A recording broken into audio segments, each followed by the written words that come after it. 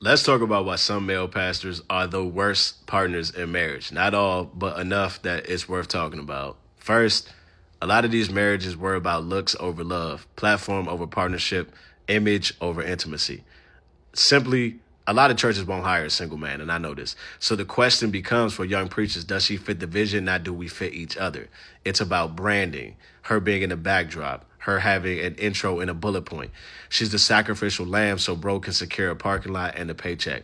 Some of these marriages have nothing to do with covenant. They're about optics so he can serve communion. Number two, a lot of guys conflate their relationship with Christ with good character. Because they can preach, pray, lift their hands, they assume that they're honorable people. But Paul literally says in Romans 7, I do what I hate. Meaning you can be saved. All Christians need to hear this and still be dysfunctional. You can cry and worship and be cruel at home. Good at saying hallelujah, hell to live with for your wife and your kids.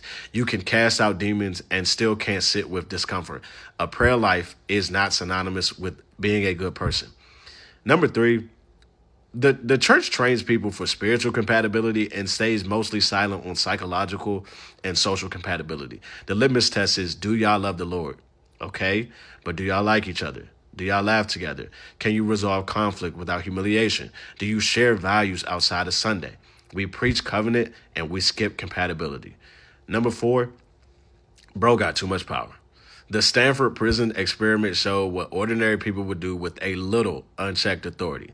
Now you get this man a mic, a title, and a theology that says questioning him is touching the Lord's anointed. You don't need much for dysfunction. That is literal pedestal culture. It's unchecked power plus a pause, and that's dangerous. Number five, oftentimes, a lot of these marriages, they married too young. It was purity, pressure, hormones, and the fear of hell. Two underdeveloped identities trying to lead a church and a household. They weren't choosing from a place of wholeness. They were choosing from a place of urgency.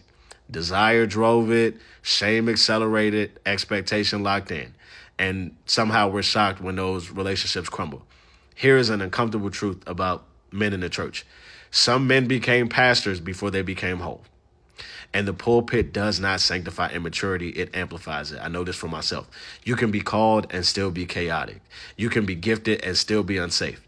And until the church starts vetting character in the same way it wants to vet how much you can grow this church, we're going to keep producing anointed men who are emotionally unavailable husbands.